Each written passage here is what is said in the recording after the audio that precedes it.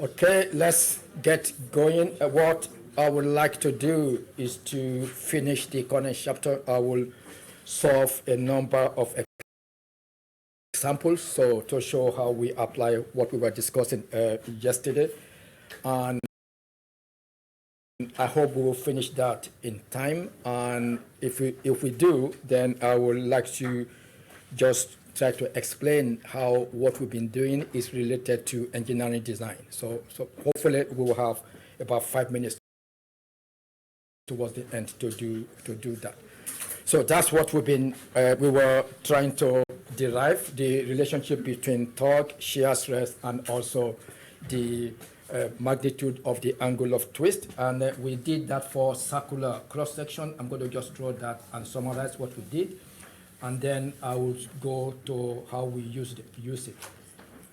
So we have a circular cross section of a given length, so of length L, and there is a twisting torque that is applied to the ends. So that is the applied load, and we were trying to find what would be the magnitude of the stress that would be developed in that. In order to do that, we need to have a coordinate. Our coordinate is centered at the center of that circular cross-section, with denoted by lowercase r. The radius of that shaft, we said, is 2r naught is the diameter. So the shear stress that will be developed and the angle of twist, we showed that we can obtain the relationship as T over J, which I will explain shortly, over R equals G phi over L. So where T is the magnitude of the torque you are applying, and J depends on the size of the cross-section, which we showed that J equals pi over 2 R naught 4 if it is solid, and it is pi over 2 R naught 4 minus Ri 4 if it is hollow. So the shear stress tau is the magnitude of shear stress at a given distance r from the center. So if we're interested in finding the shear stress at the center, so r will be 0. If you're interested in finding the shear stress halfway through between the center and the outer radius, r will be r naught over 2. If you're interested in the shear stress on the outer surface, r will be the magnitude of the radius of that particular shaft. And G is the shear modulus, and phi is the relative twist angle between the two ends.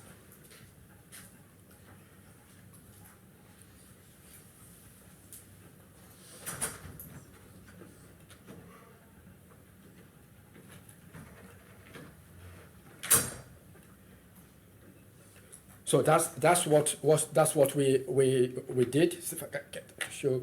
And what we're going to show now is how we use that and what that means in terms of design, which I hope I'll be able to show towards the end of the lecture today. So let's see how we use that. So the derivation here, which when we did that, we've applied the same general concept. Let me just make that clear. We use the concept of equilibrium. And also that we have small deformation. And it is linear elastic.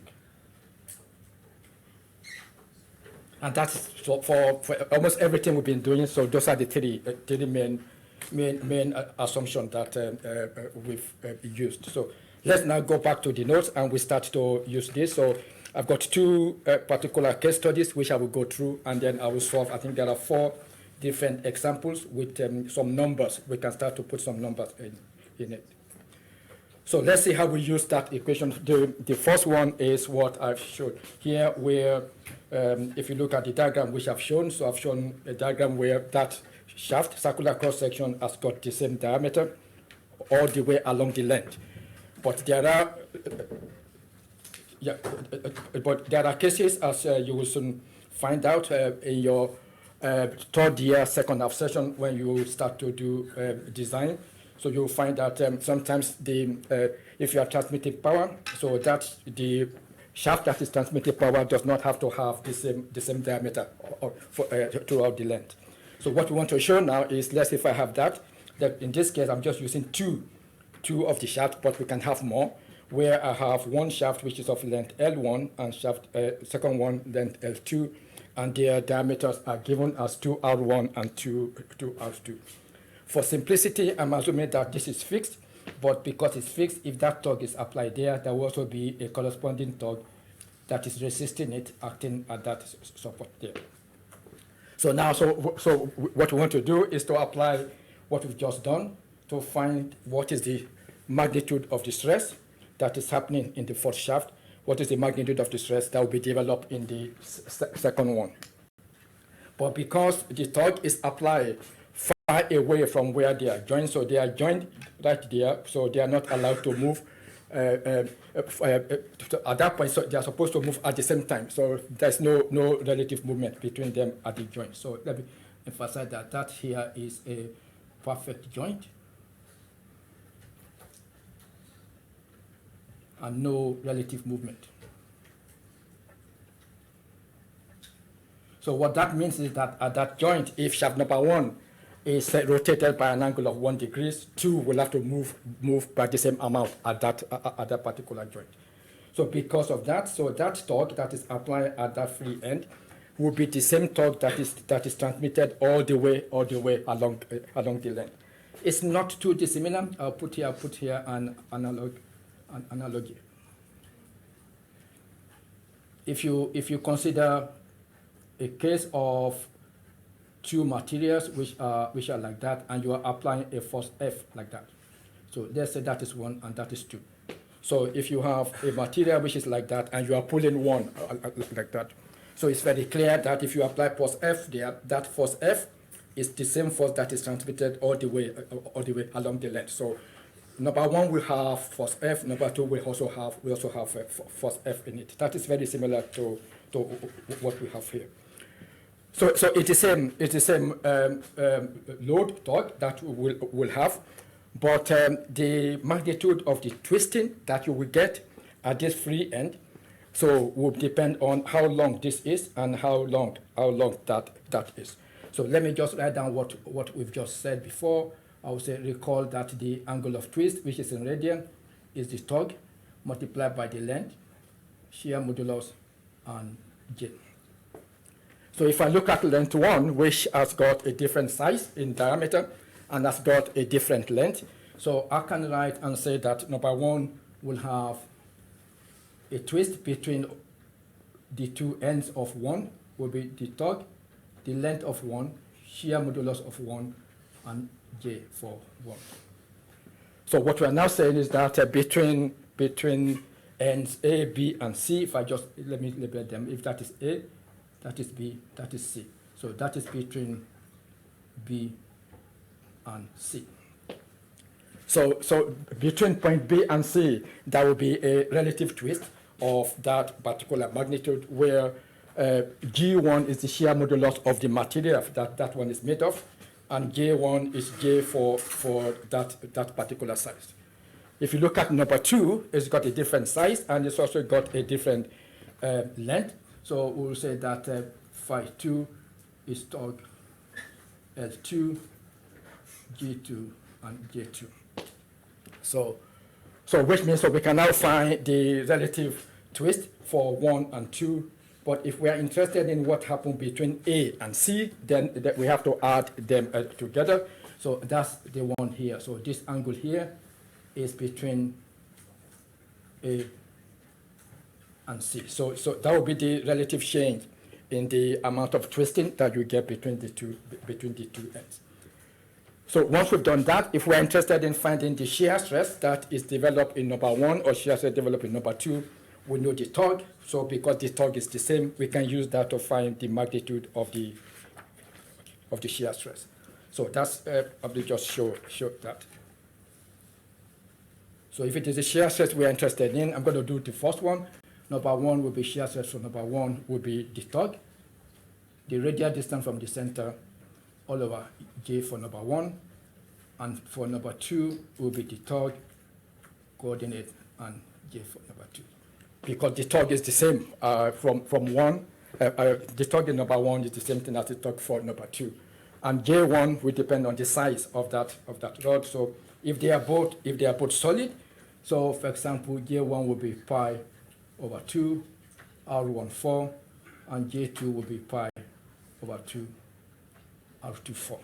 So the rest is relatively straightforward from that. So I will do the second one. I hope that's clear to everyone. You will see when we start putting numbers in. I will do that in about 5 minutes. So the second case study is slightly different. Also, we still have two different shafts which are joined together, but now the load is now applied where they have been joined together. So we have the second one. Could you show the previous page, please, for a second? Sorry, which one? The previous page. This one? Yeah. So now we have two shafts which are fixed at both ends, and then the torque is applied right where they are joined together. So, okay, so the torque is applied right at the center where they are joined together. So we still have the same condition that they are perfectly joined together. So at the joint, they are not allowed to move relative to each other. So here is perfect joint. So no relative movement.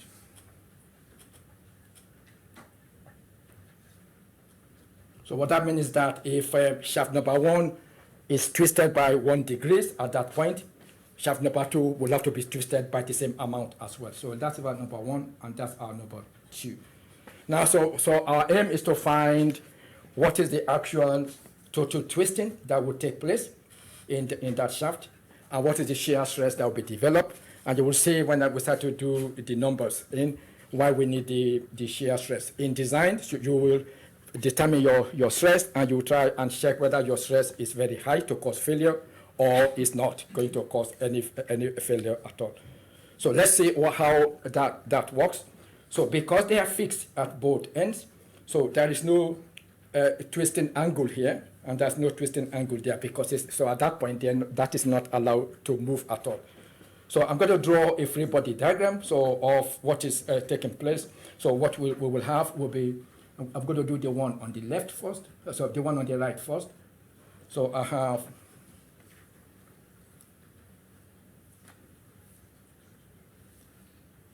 So what we're going to have is that torque which is applied at the joint is shared between the two. So I'm going to call the one on the left the proportion of the torque that is taken as torque number 1. And the one on the right will take another fraction of it. So let's call that.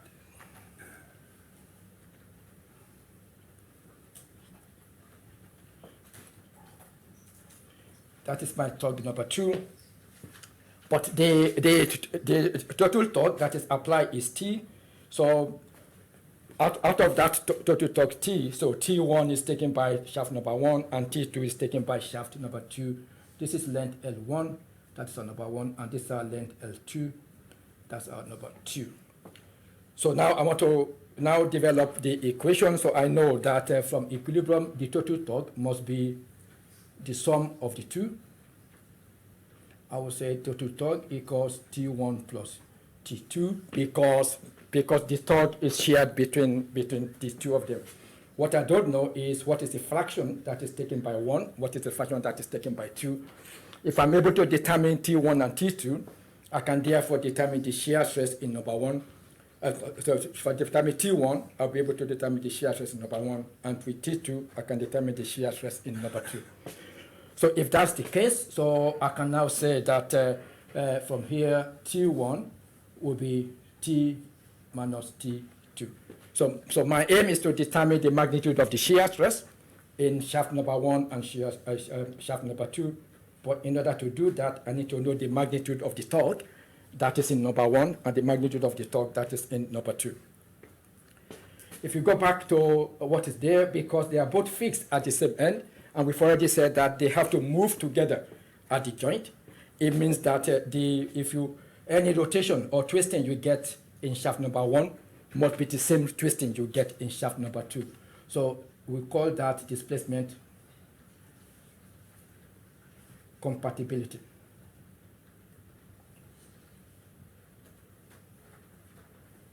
What that is that the twisting in number 1 must be twisting at number 2, because at the ends they are fixed, and at the joint where they are, so if one is rotated by 1 degree, the other one has to move by the same value as well.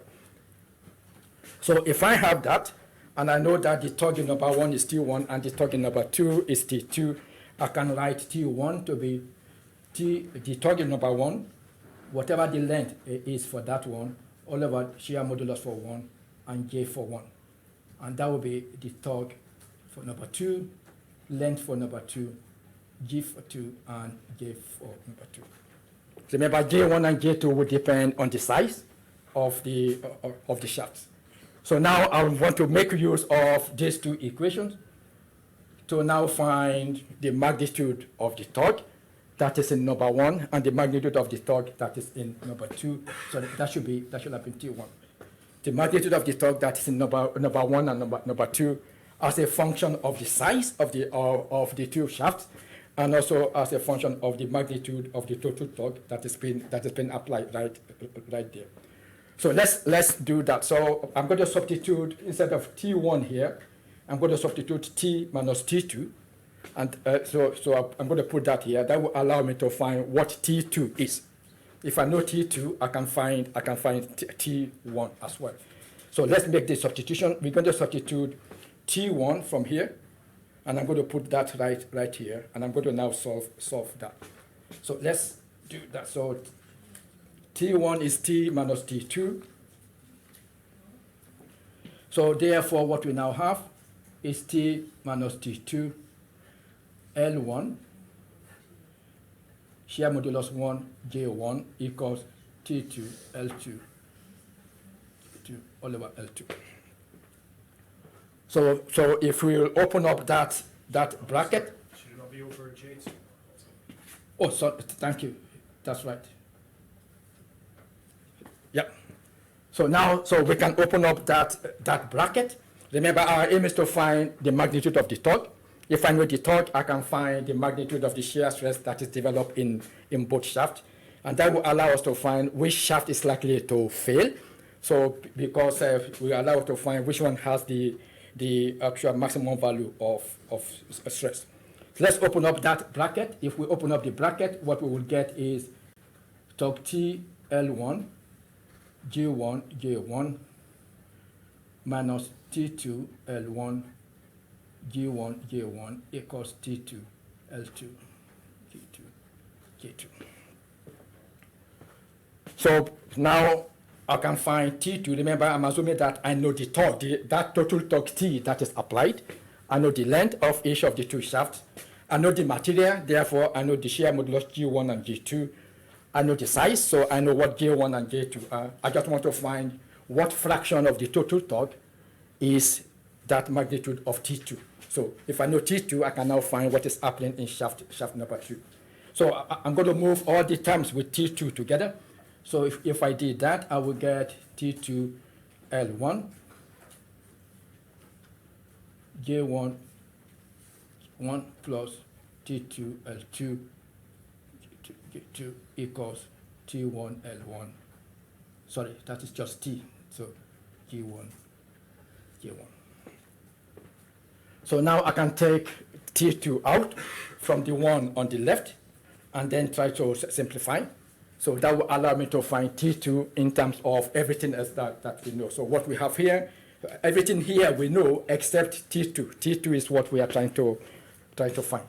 So if you did that, so if I take T2 out, so we'll have L1, G1, J1 plus L2, G2, J2 equals T, L1, G1, J1.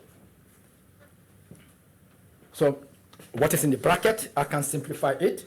So from simple algebra, so if I do that, I will have G1, J1, G2, J2.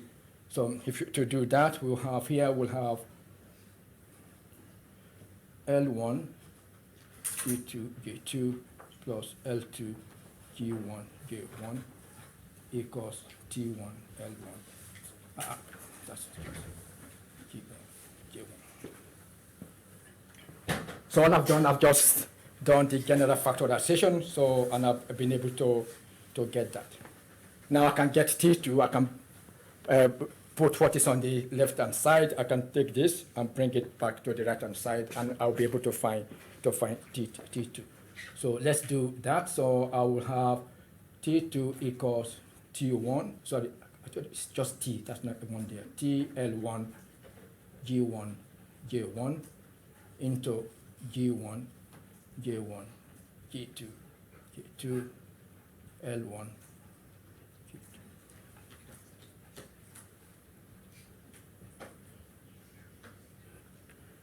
G2.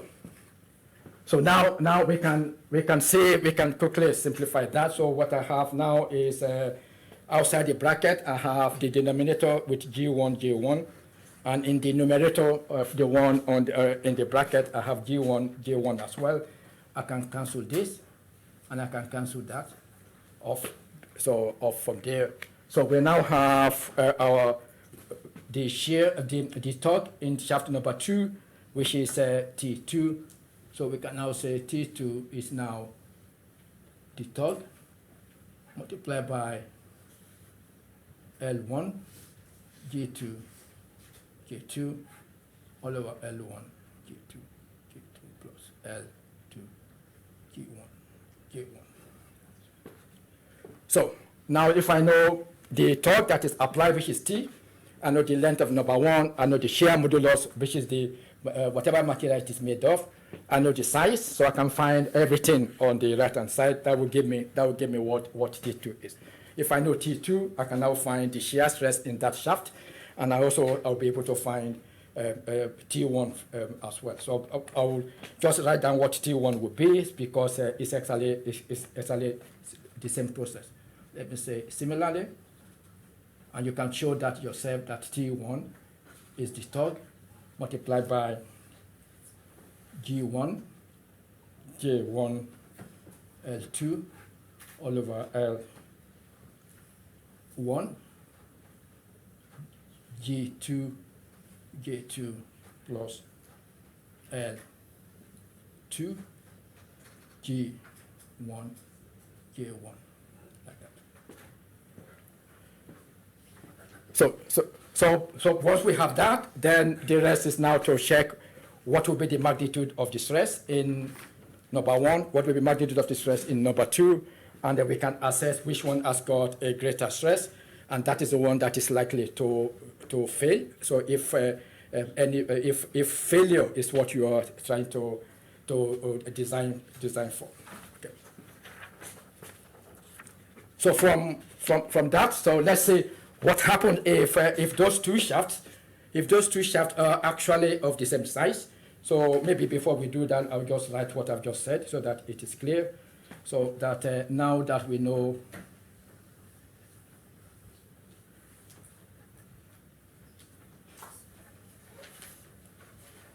that, now we can find what is the shear stress in number 1. The shear stress in number 1, I will call that with substitute 1 to be the torque R all over J1, where R is the coordinate starting from the center, going out to the surface of that shaft. And the shear stress in number 2 will be the torque in number 2, coordinate R all over J2, where R is starting from the center, going to the surface. And J1 and J2 depend on the size of the shaft that you've got there. So, but is what we've done here is a very general case. So I will say, what if the two shafts are made of the same material?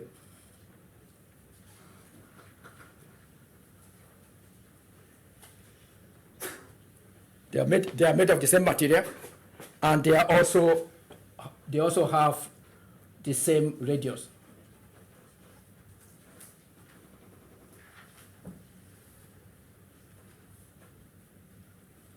So what that means, so I'm going to draw that. What that means is that so there is no difference between the shaft, but you still have a torque that is applied at the center. What we now have is something that looks like this, and now you now have a torque T that is applied there, right somewhere there. Let's say this is our L2, this is our L1. So what we now have is there is no difference in radius, so which means that because R1 equals R2 equals R, that implies that J1 equals J2. Because J1 and J2 just depend on the size of your shaft.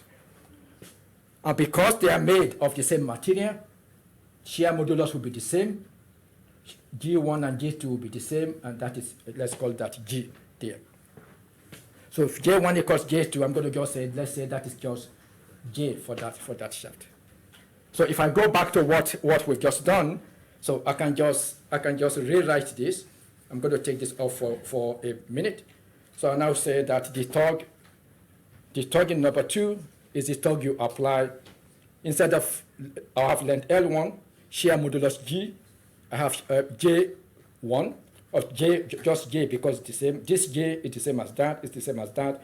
So shear modulus is the same. So I'm going to just rewrite that. I'm going to put this up so that we can all see that. So let me quickly write that, and then I will come back here. So if what we now have is that torque 2 is T into L1 G J all over L1 G J plus L2 G J. Because the shear modulus is the same and J is the same for them, so I can cancel G J, so I don't have that anymore. So that cancel, that cancel, that cancel. I only have L's left.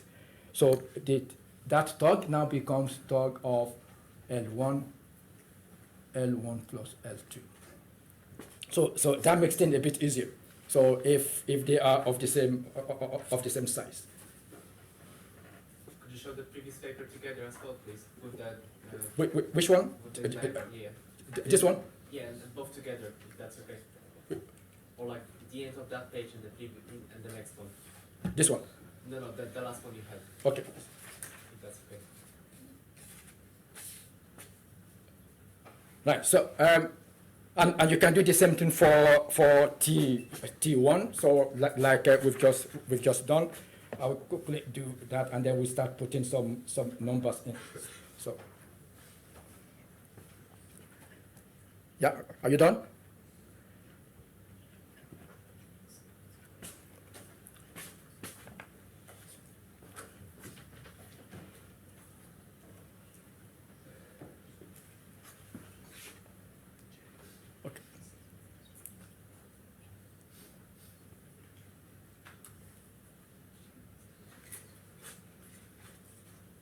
Okay. Can we see the next page, please? Which one? That's no next page. So that's what I'm going to use now. So, Yeah. so okay. So let me just finish this off. I want to solve those one with the number.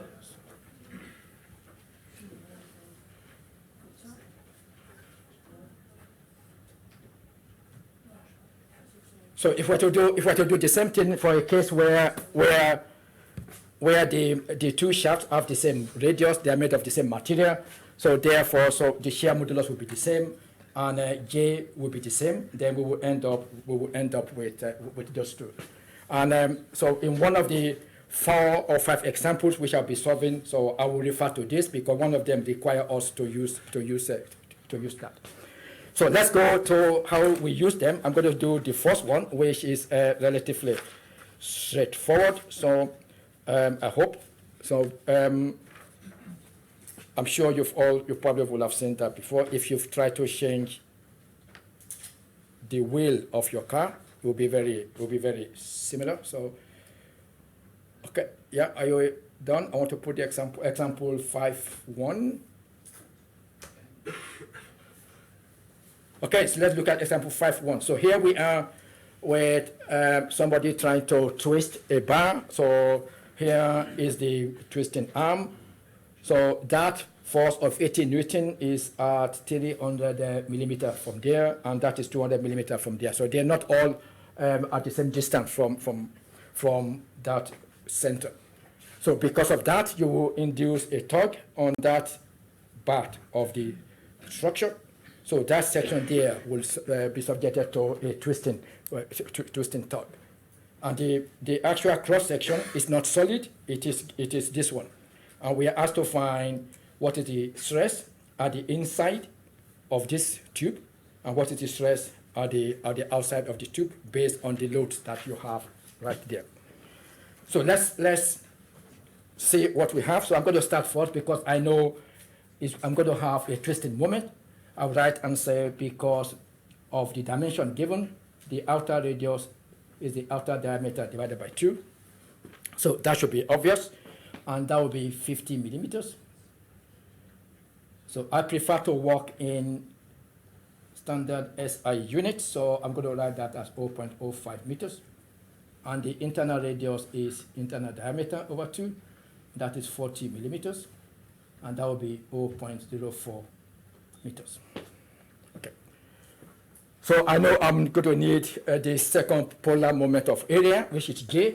I'm going to do that first. So I would say J is pi over 2 R naught 4 minus Ri 4 because it is hollow, and that will be pi over 2 0.05 raised to power 4, 0.04 raised to power 4. If you did that, you will get 5.796 times 10 to the power minus 6 meter 4.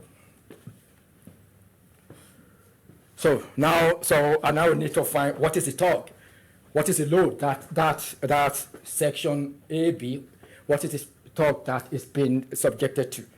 So if you look at the cross section, so the load of 80 Newton here is 200 millimeters away. That will subject the rod of AB into a twisting moment that is going like that. And that will also subject it to a torque that is going like that as well. So the total torque that section AB is subjected to will be 80 newtons times 0.2. That is for that part there, plus 80 newtons times 0.3. And that is for that, because they are all acting in the same direction. So if we did that, we would get a torque of 40 Newton meters. So now I know the torque, I know J, so I can now start finding what the shear stresses are. So my shear stress is related to the torque and the coordinate R, which is starting from the center, divided by J. And we are asked to find the magnitude of the shear stress at the inside and the magnitude of the shear stress at the outside. So it's very clear, R equals internal radius at the inside,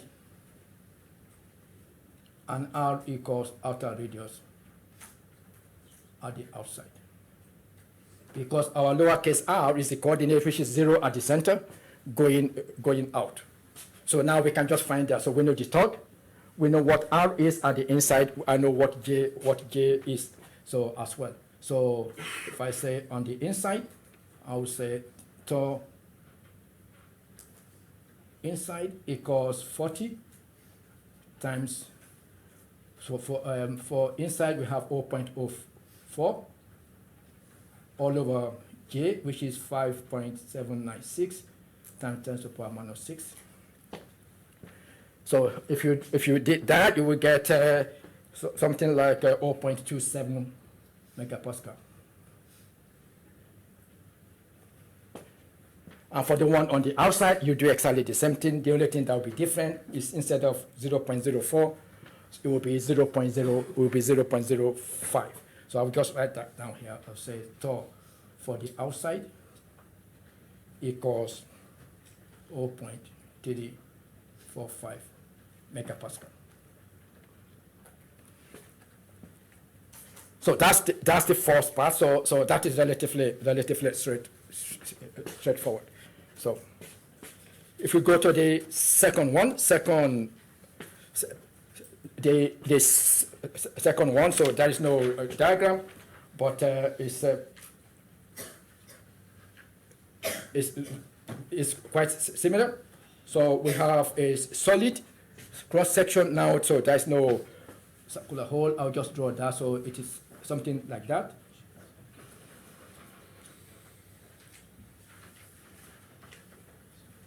So where the torque applied, the torque is given as 0.1 kilonewton meters, and the radius is given as 20 millimeters. That's the diameter, sorry. So the diameter is given as 20 millimeter, radius is 10 millimeters. So it's a different example, right? Yeah. So that's 5.2. So we're asked to find, the first one to find what is the angle of twist between the two ends. So what is the maximum shear stress? The length is given as 4 meters. This length here is 4 meters. So I'll say, okay, what do I need for the angle of twist? So angle of twist. The angle of twist, that is what is the relative angle of twist between the two ends. So angle of twist phi, from what we've just done, is the torque multiplied by the length, shear modulus divided by J. So the torque we know, the length we know is 4 meters, shear modulus G is given. The only thing we don't know here is J, so that's the first thing I'll need to do. I need to calculate J equals pi over 2, R naught over 4, because we are given what the radius is. So I'm going to put the radius in meters. So I'll have pi over 2 times 0.01 raised to the power 4. And if you did that, you will get 1.57 times 10 to the power minus 8 meter raised to the power 4. So I've got J's. Now I can find what the angle of twist is. I just need to put the torque, the length, shear modulus G, and also the J, which we have just found. So G, we are given, that's the shear modulus. We are given to be 75 kilonewton per millimeter squared. That is 75 gigapascal. So just beware of units. So here, so that's why I'm writing that down. So if we were to do that, so I can put those values in. So therefore, I will say the angle of twist is therefore the torque is 0.1 kilonewton meters. That is 0.1 times 10 to the power 3 times the length, which is times 4 meters, and G is 75 times 10 to the power 9 in Newton per meter squared, and J is 1.57 times 10 to the power minus 8 meter 4. So my length is in meters, my torque is in Newton meters, my shear modulus is in Newton per meter squared, and J is in meters raised to power 4. If you did that, you will get 0.34 radians. So remember, angles are always in radians, so in engineering, but you can now convert that to degrees. So this is a very large angle, so it's not that realistic. So 19.5 degrees. The second part is to find what is the maximum shear stress that will be developed in that shaft. So we go and we can do that. So for the second part, which is V, I know that my shear stress is related to the torque, the distance from the center, divided by J. So the maximum will occur where that coordinate R, which is starting from the center. R is starting from the center outward like that. So R is maximum at the outer surface of that rod. So I will say torque max is there for the torque, R naught over J. So shear stress is 0 at the center, and it is increasing slowly towards the outer radius of that particular shaft. Now we can put the numbers in. Torque is 0.1 times 10 to the power 3. The radius is 10 millimeters, which is 0.01, and J is 1.57 times 10 to the power minus 8. So the maximum shear stress, if it's done correctly, will be about 63.7 megapascal. So you will see in the next example. So if our aim is to ensure that that shaft does not fail when it is transmitting that torque, I would then need to ask myself in terms of how how different is this value compared to the stress that will cause failure in that shaft. And you will see that in one of the three remaining ones that we're going to do. Okay, I've got another one, so which is a follow-on from those one with all the different lengths. So here we now have a bar like that, fixed at both ends, and the torque is applied somewhere along the length. So the one on the left, AC is L1, and the CB is given length, L1 and L2, and we know exactly what they are. So we are given all the lengths, and we are asked to find what will be the reaction torque, because that is fixed at that end. What will be the reaction torque at that end, and what will be the maximum shear stress that is developed in that particular shaft. So let's see how we do that. So let's draw just as we did for case study number 2. I'm going to draw the free body diagram. So I'm going to draw section CB. And say I'm going to have a shear, a torque, which is a fraction of the applied torque, and the reaction there will be TB. I'm going to draw the second part, which will also have a different fraction of the torque, which I'm going to do TA and dot TA. So what we're trying to find is what is TA and what is TB. Okay, we know what the total torque is, but we don't know what fraction of that total torque is taken by A and what fraction is taken by B. Yeah. So that's similar to the one that we discussed. I will just state this. I will say refer to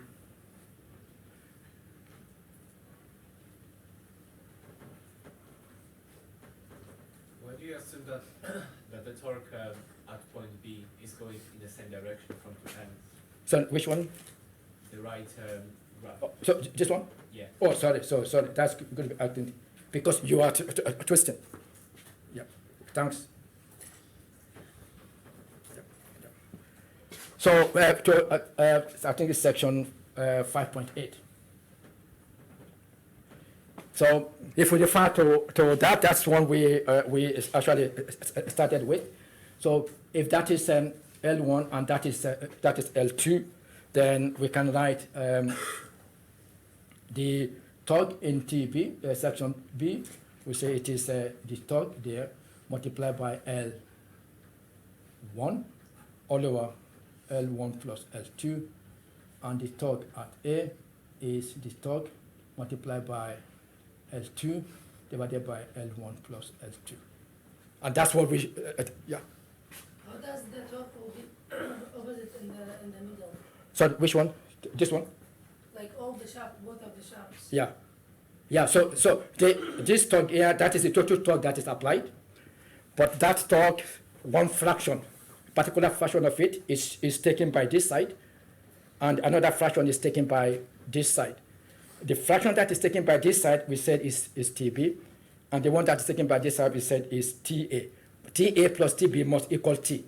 So, I know, but if we are twisting over this side from the side, yeah, for that direction, yeah. shouldn't the middle be the same direction?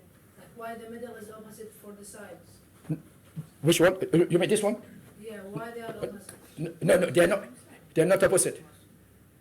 Like from They are both turning. They are both turning the middle this way. with the sides. Yeah. So if you look at that, so let me use my typical. So if that's what you've got, in the middle we are turning it this way. Yep. So if I make a cut here, on this side, right in the middle, I have to turn it this way, and on that side, I have to turn it this way as well. Again, please. Right. Okay. So the ones in the edges are just like the reaction moments? That's the reaction because at the ends here, these ends are fixed. Yeah, so we don't apply TA, TB on the left and the right. No. They're just like Reaction. moments. So this one in the middle is coming from what you are putting at the center. Oh, yeah. So here, if you're turning it this way, when you make a cut, this part of the structure where you've made the cut has to be turned the same way, and this part also has to be turned the same way as well. And what we've drawn here is exactly that. So they both turn the same way. What you have at the ends, these are mainly reactions. So let me put that as these are reaction torques. And that is reaction torque as well. Okay.